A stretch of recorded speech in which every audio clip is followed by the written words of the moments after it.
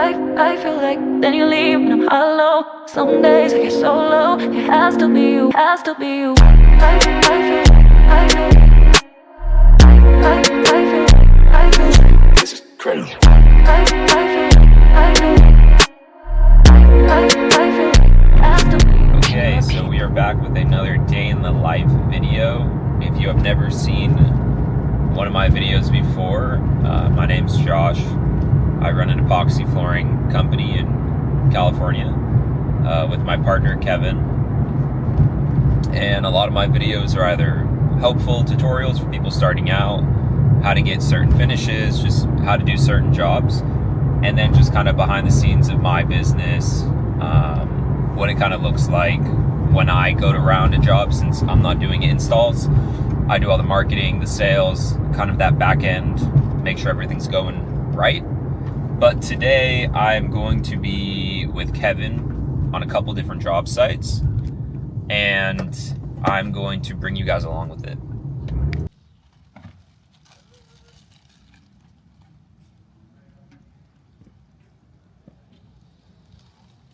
Okay, we are here in Coto de Casa. We're doing a 4-car garage. Now it is laid out 2 different sections. So we have two car garages. And we're gonna be doing a white, black, gold metallic floor. Want you to make me feel like I'm the only girl in the world, like I'm the only one that you'll ever love, like I'm the only one who knows your heart, only girl in the world, like I'm the only one that thinks of me. Now this client is giving us a lot of freedom for Kevin to kind of do his stuff on the floor, which we always kind of love, but the plan is this already has an existing coating on it. As you guys can see, it's like a gray color. And this is like a classic Home Depot epoxy. So what we're gonna do is we have our big grinder coming and we're gonna rip all this up and then put a new coating on top of it. And then Kevin is gonna do his magic. Now real quick, I just wanna interrupt this video. I get a lot of questions asking how we manage our jobs, what do we use for invoicing, what do we use for our website, and that one answer is we use Jobber. Now Jobber is a CRM. It is meant for service-based businesses, so it is not just for if you have an epoxy business. It is for if you have any home, residential, service-based, blue-collar business. Now we've been using Jobber for the past 3 months, and what it allows us to do is just streamline everything. We can send quotes, we can manage communications between clients, our employees check in using this so we can track hours. It just allows us to have everything that our business needs and runs on in one place. So if you guys are looking for a software, something to manage your leads, somewhere to host your website and just send out invoices and have everything tracked, I would use Jobber. I have a link down where you guys can get a free 30 days. So if that sounds interesting to you, check out Jobber and try it out for free for 30 days.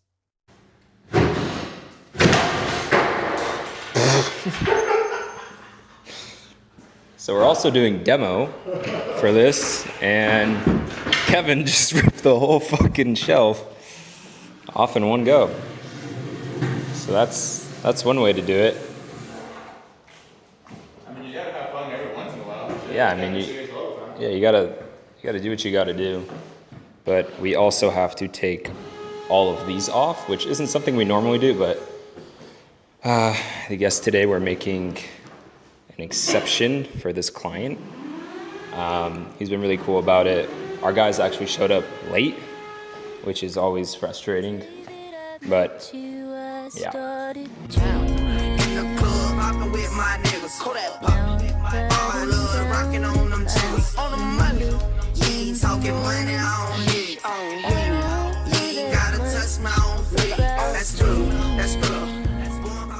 Now, a common mistake and a common thing that I always hear within people that we're teaching, whether it's from a class or just online, and questions I get in general, is how do we get such smooth floors? Now, every concrete is different. They're going to have waves. Some are going to be in better condition than others. But a lot of people get confused on the grinding, and I think people think it's easier than it actually is. Now, the aspect of grinding is not hard. Pushing a grinder, anyone can do. Now, what makes grinding a specialty and where the techniques come from is knowing which PCDs to use. Now, in this video, you can see that Kevin is changing out the PCDs on the bottom of the grinder. And what that does has a more aggressive mode, a lighter mode, and then like a multi-purpose one. So there's I think there's 4 different notches that we can apply to our grinder to rip up the floor. We can either do a light scuff, we can do like a standard traditional prep, or we can do a coating removal, and then it starts to dig into the concrete. Now, since there is a coating on this, what we're doing is we tested 3 different segments before we started grinding the floor to see what would actually pick up and remove the existing coating on this floor, because we don't want to apply our product over an existing coating. It can mess up the process and it can mess up our finish. So what we did is we went through this whole entire two-car garages with a rough PCD to really remove the coating and scuff up the floor. Now, this left the concrete in not perfect condition. We got the coating off, but the floor was not smooth. It is not something that we would be able to put a coating down.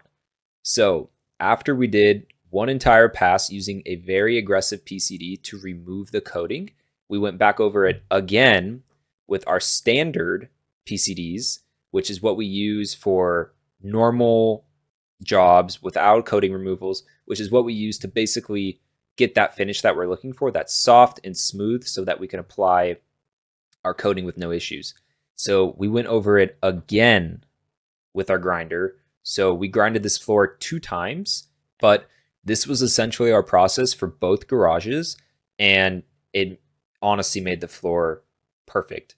And this is what I would recommend to you if you are doing any type of coating removal, is scuff up the floor, beat it up, and get all of that coating off, and then go back over it again a second pass. So you take your time and you really make it smooth and you flatten out the surface. And that is how you are going to get a perfect finish.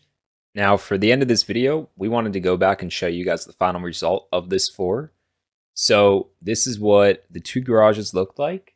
And this is day 3 that we came back to walk on the floor, see how it looked in person. And it honestly came out really, really well. Client was super happy. This is the exact vision that he was going for. Now, what we did that was different was we used a solid white color and then a metallic white color. Now, if you're not in the industry, you probably are a little confused by that. But a metallic white is a pigment, and pigments are like powders. And metallic pigments have sparkles in it. So you can see there's a difference in color on certain aspects of the floor, where it's a solid white color and almost like a translucent tannish white. It's a different color because it's showing more of the base coat underneath. We did a tan base coat, so that is why you can kind of see that in the undertones.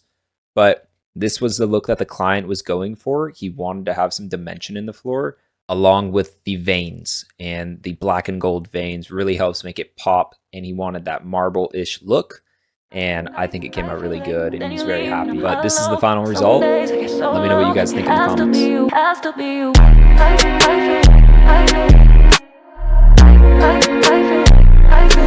This is crazy.